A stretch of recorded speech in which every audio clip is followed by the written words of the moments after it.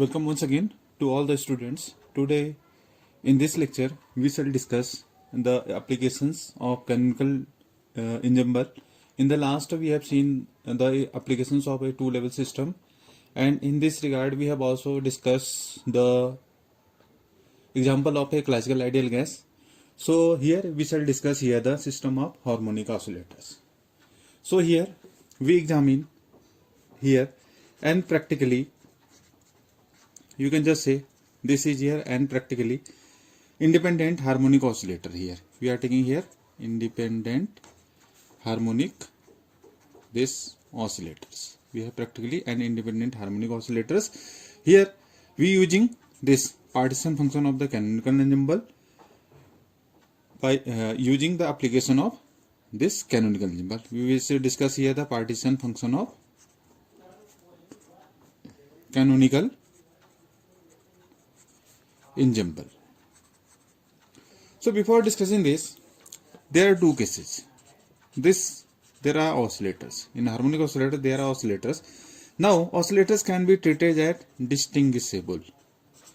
This can be treated as distinguishable if you just say them they are, if oscillators, you just say that oscillators are a representation of energy levels in the system, or you can just say they are not a particle. So oscillators can be treated as distinguishable when they are representation of energy levels in the system or they are not a particle. Now another case is when they are said to be indistinguishable. This is also the question arises. Now they can be treated as indistinguishable if we consider them, if we just consider them as a particle. Particle meaning to say that we have this photons or we have this phonons. So practically two situations arises here. Oscillators can be distinguishable when they are representatives of energy levels in the system or they are not a particle, and indistinguishable in the sense you can just say consider them as a particle, photon or phonons in there. Now for the first case we shall discuss here the classical harmonic oscillator system. In general you can just say this is the perfect classical oscillator. So we are discussing here the case of and practically independent, you can just say identical linear harmonic oscillators. We are discussing here the linear harmonic oscillator. Before discussing that, we should just consider that what is the volume of one cell, because it is going to be considered here. Volume of one cell, it is given by the formula s to the power this s to the power f here. What is f? This is the degrees of freedom. It is the degrees of freedom. Degrees of freedom, the minimum number of independent coordinates which are required to specify a system. This is here f degrees of freedom. When we are saying that for linear, if we just see the term linear harmonic oscillator, meaning to say that in that case volume of one cell must be equals to h here, because we are utilizing here the term linear. For linear we have this volume of one cell is h. Now for this case we are discussing in the case for one dimension. So we are considering a system of an distinguishable linear harmonic oscillators. You can just say that for this first thing you have to just idea about this Hamiltonian. For a set of identical linear harmonic oscillators, suppose each having this mass m, and what is the corresponding frequency? Suppose this frequency is omega. Then from this you can have this Hamiltonian. It is given by this is I is equals to 1 to n. Because we are assuming that there are n number of the practically independent harmonic linear oscillators here. So this first term, it is for this kinetic energy P square upon 2m, plus this is half m times of this omega square Qi square, and this is the kinetic energy. this is the potential energy by which the having frequency, it is omega here. So this term is for this half m omega square q I square, and I is ranging from this 1 to n. So for this, the partition function for semi-classical ideal gas, this can be written as, this is the formula 1 upon s to the power n here, and this is here e to power minus, this is summation I is equals to 1 to n, this is beta times of, this is the p square upon 2m plus this half m omega square q I square times of this, you can just write dq2 up to dqn. Similarly, we have dp1, dp2 and so on, this dpn here. So this is the for n number of particles. This is the partition function in terms of the canonical symbol. If you just remind, what is e to the power minus beta epsilon beta h type of this qp. What is here qp? This is the Hamiltonian, this qp, it is written as summation I equals to 1 to n. This is here hi, you can just say. For this, we are considering here a number of the particles. For a single particle, just now for a single oscillator, this partition function can be written as q1 vt, this is equals to 1 upon s times of this. Now here, this the limits minus infinity to plus infinity e to power minus beta, this is p square upon this 2m dpi, this is first term our, and this is minus infinity to plus infinity here e to power minus beta times of this second term m of omega square qi square, this is dqi here. Now this is of very importance. If you just see here, this is pi square, this is qi square. So what we can do from here, just simply, it is a supposed to be a symmetric function. So if you just change the limits, it will be 2 outside. From here there will be term 2, factor of 2 is going to be coming outside. Now the integral will change, like this is 4 upon s times of, this is now it is minus infinity to plus infinity, we can just write 0 to infinity here. Why I am taking this, I will just show you what is the importance of taking like this integral p square upon 2m, this is first term, and the second term is again 0 to infinity here, this e to power minus beta, this m of omega square q I square upon 2 times of this dqi here. So we have 4 factor is because the factor of 4 is coming outside this integral because we have just changed the limits from 0 to infinity. That's why from here it is coming 2, it is here 2, it is because of symmetric function. So it is 4 upon s times of 0 to infinity dpi, and it is coming out dqi. Now for solving this integral, both, if you just remember one of the standard integral, I have just earlier in the previous lecture of classical ideal gas, I have explained this standard integral. What was the standard integral? If you just see this here, 0 to infinity xn e to power minus alpha x square this dx. Now the limits I have, that's why here are the limits for standard integral are ranging from 0 to infinity. That's why I have taken the limits again here. If you just in the both of the cases 0 to infinity, in the here 0 to infinity. So this is the, what is the value of this standard integral? It is 1 upon 2 alpha times of this n plus 1 upon 2 this is alpha to raise to the power n plus 1 upon 2, and it is here gamma times of n plus 1 upon 2 here. So this is the value of this standard integral in terms of the gamma function. I have utilized this in the previous lecture of classical ideal gas. So again we will consider this equation. Now from this equation you can have, if you just solve this integral, it is coming out to be this 4 upon s times of this. Now you can just write on the basis of this, it is 1 upon 2 times of this. What is alpha here? This beta upon 2m. If you just compare this, now it is x to the power, you can just imagine it is here p to the power 0. Okay, here this is also, now here you can just also take this q to the power 0. Now if you just, for simplification, you can just take it x to the power 0. If you just compare this, standard integral with this one. X to the power 0 means we can just imagine it is x to the power 0 and it is here q to the power 0 or p to the power 0. So that's why our integral will be like this form, and with here alpha is beta upon 2m here in this integral, and in this case alpha is this. You can have now in this case this beta m square omega square upon 2 here. So if we will have beta upon 2m, this is here 0 plus 1 upon 2, it is 1 by 2, and it is gamma 1 by 2. So this is for the first function. The standard integral is coming out to 1 upon 2 times of beta upon 2m to the power half, and this is gamma half. In the second one, we could have this again 1 upon 2 times of this beta m omega square upon this 2 times of this 1 upon 2 again gamma 1 by 2. If you just see this, I have utilized this standard integral considering here power of x to be the 0. That's why we here it is 0 plus 1 upon 2, it is 1 by 2. Again it is 1 by 2 here.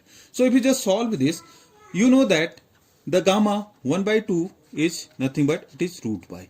Just considering this one and by substituting the values, this we will have 4 upon s times of this 1 upon 2, 1 upon 2, it is here, it is going to cancel. Now in this first factor, if you just see this is here, 4 is going to cancel with these two terms here.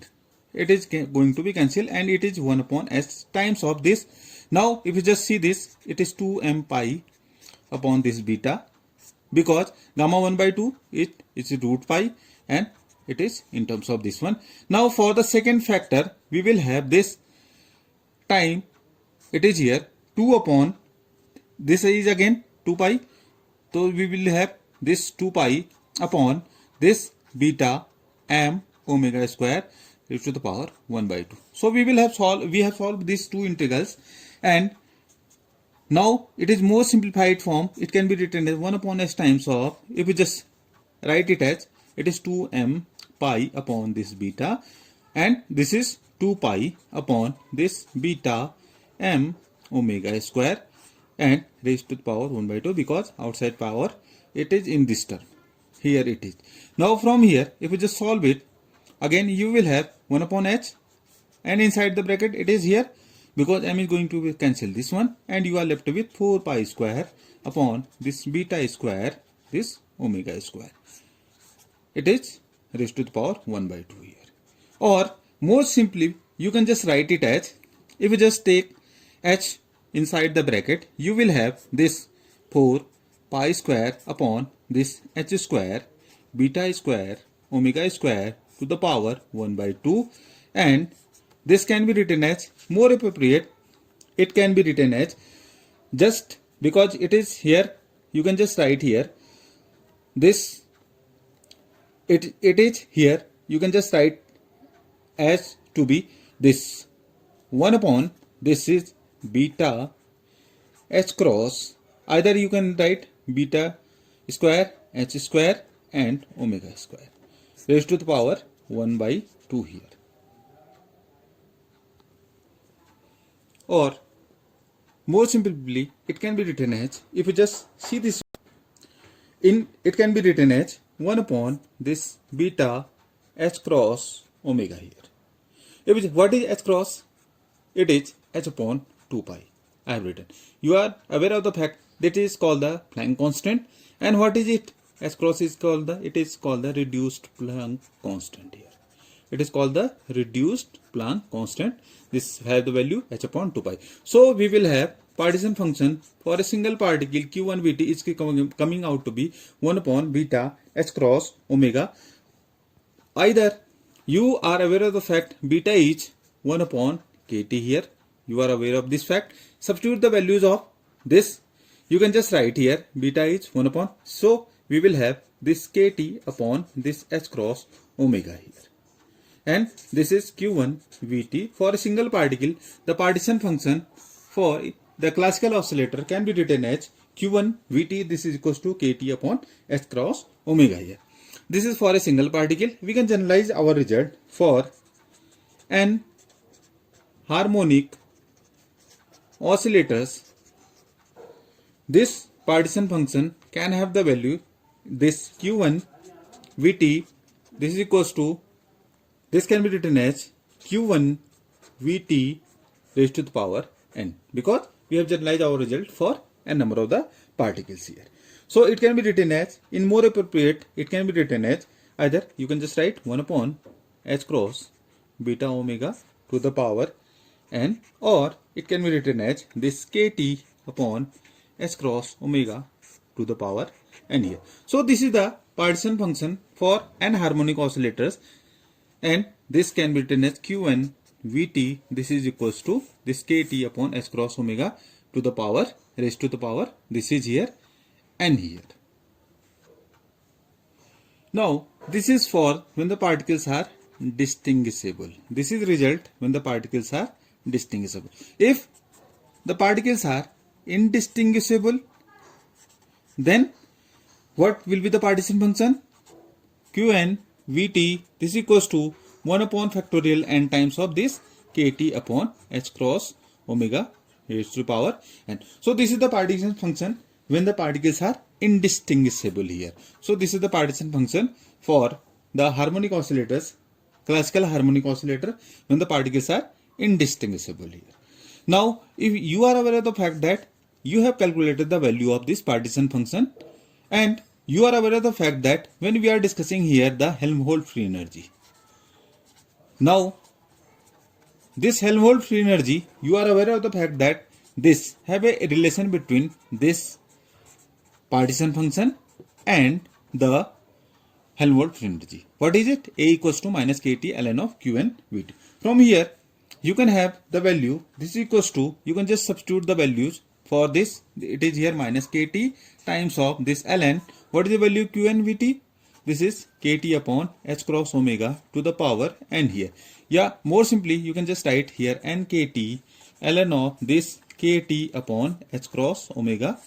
Now because it is the property of log this m raised to the power n, you simply write n log this m here. Utilizing that property, we are writing here minus n. Why it is coming? Because it is the power of log. So it is n kt ln of kt upon h cross omega.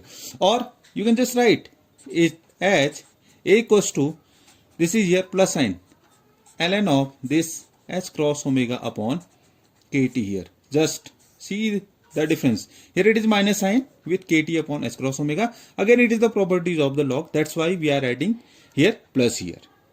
Because already if you just reverse this, it will be minus makes this plus. It is here n kt ln of h cross omega upon kt. So this is the Helmholtz free energy for classical harmonic oscillator, and it is having value here. It is already the students have some mistakes regarding when they solve the questions here.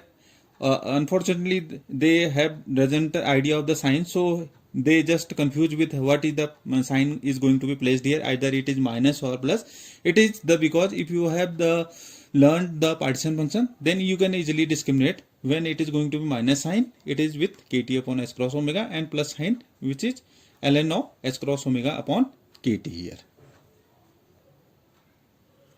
So now we are discussing the entropy in this case. Entropy is simply, you know that S equals to minus del A upon del T, because we have the idea of this Helmholtz free energy. So entropy can be written as minus del A upon del T with the parameters n and v are going to be constant. So if we just solve it, we can have this minus of this nk ln of this h cross omega upon this kt plus this is here nk t times of it is here ln d upon dx of ln, it is 1 upon x. That's why I am writing here 1 upon h cross omega upon kt, and this can be also solved as h cross omega upon this k here, and it is minus 1 upon t square, because del upon del t is del upon del t of 1 upon t, it is minus 1 upon t square. If you just solve it, you can have this minus of nk ln of, you can just have h cross omega upon this kt plus this nkt here, kt upon h cross omega, and it is here h cross omega upon k, and again it is here 1 upon t square. So if you just solve it, you can just write it as minus, this is here minus nk ln of this you can have kT upon h cross omega, and it is here minus nk. So we can have this, you can just write it as more appropriate. This, if you just take nk outside this this bracket, you will have this ln of, you can just write here kT upon h cross omega plus 1, or you can just write this nk times of this 1 minus ln of h cross omega upon kT. Just remember, this is because of the log property. Here it is plus 1. So this is for the entropy. We have calculated these two results. One is nk ln of kT upon h cross omega plus 1, and this is the nk 1 minus ln h cross omega upon kT. This is the entropy. Now you have the idea of this. Now in this case, we are going to discuss here average internal energy. This average internal energy, you know that there is a relation between this A is equals to U minus Ts here. Either you just have the values of A, this is here A plus Ts. In this case, you are aware of the fact that you have the values of A. Similarly, you have the values of this S here calculated. If you just calculate the values, it comes out to be this here nkt here. It is the value of this U. In this case, it is coming out to be nkt here. Now, one more method by which I am just going to discuss here, this average internal energy U, this is equals to, by applying this formula, minus T square del upon del T times of this A upon T here. Because I just write here del T square del upon partial derivative with respect to T here, and this here, if you just remember, it is the value of A. It is here nkt ln of h cross omega upon kt here. So T is going to be cancelled, and we are just left with this nk ln of this h cross omega upon this kt here. So if we just solve it, minus T square, nk is going to be common in this case, and we are having the result. It is here minus 1 upon T square times of this kt upon h cross omega, and this is here h cross omega upon k here. So if you just solve it, you are aware of this fact. U, this is equals to coming out to be again U is equals to nkt. This average internal energy, either you can just write U upon this n, this is equals to kt here. This U upon nk, this value is coming out to be average internal energy.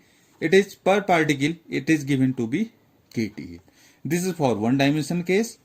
You can just have for two dimension case 2D, this have the value 2 kt, and for three dimensional case you are aware of the fact it is equals to 3 kt.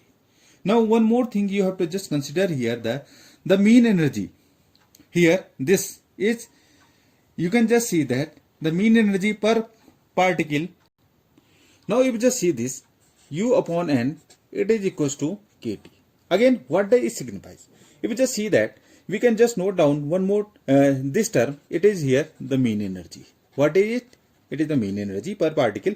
So you can just say that mean energy per oscillator is in complete agreement with the equipartition theorem here, and it is 2 upon 1 upon kt. It is equals to this kt. Mean energy per particle या per oscillator energy, it is here coming out to be kt here. What does the law of equipartition of energy suggests? That you can just say it is in perfect classical oscillator, it is in complete agreement with law of equipartition energy या equipartition theorem or equipartition of energy, you can just say. In this case, you can just say according to which each quadratic term in the Hamiltonian for each particle or each harmonic oscillator contributes a term of this half of this kt here. So you can just say that according to law of equipartition of energy, according to which each quadratic term in the Hamiltonian for each harmonic oscillator contributes the energy of this half kt. So are known the classical oscillator is in perfect agreement with the law of equipartition of energy, because the mean energy per particle is in complete agreement with the law of equipartition of energy here. Now just see, we are going to discuss here pressure. Pressure is what? P is equals to minus del A over del V.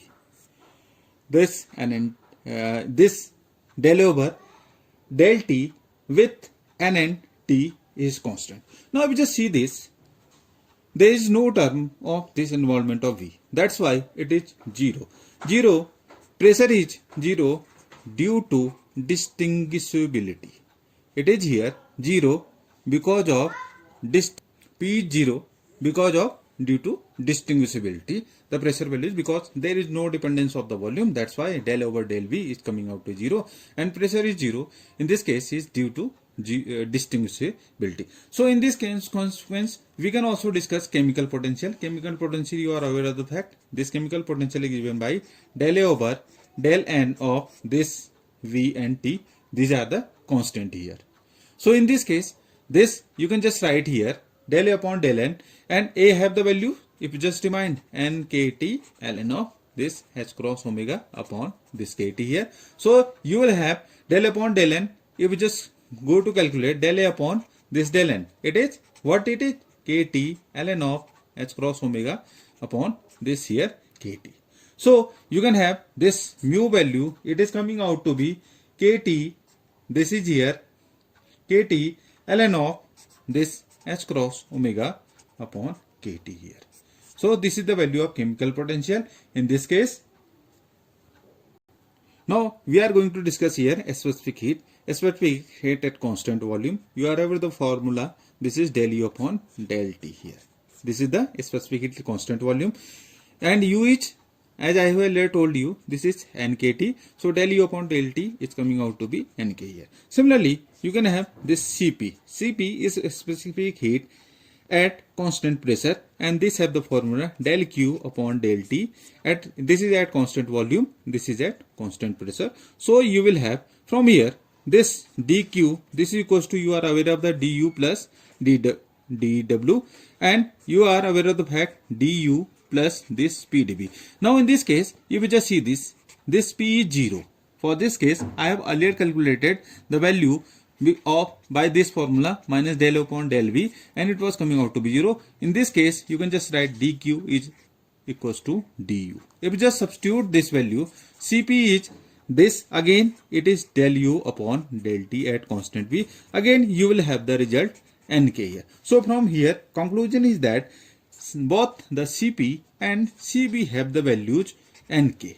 In the both, I have just shown to you this cp and cb, specific heat at constant pressure and specific heat at constant volume is coming out to be equal, because here due to pressure is going to be 0. That's why pressure is, in this both the cases, you just see this Cp and Cb is equals to Nk here, because I have shown you P is going to be 0.